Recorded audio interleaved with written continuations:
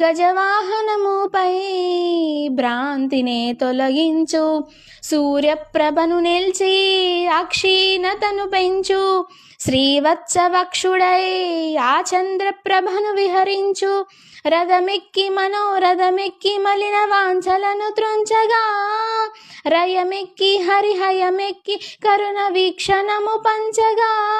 అకలంక చక్రవంక ప్రకటించి ధర్మార్థ కామ మోక్షమునరించి శ్రీహర మనోహర హరి హరి గోవింద గోవింద హరి గోవింద గోవింద హరి గోవింద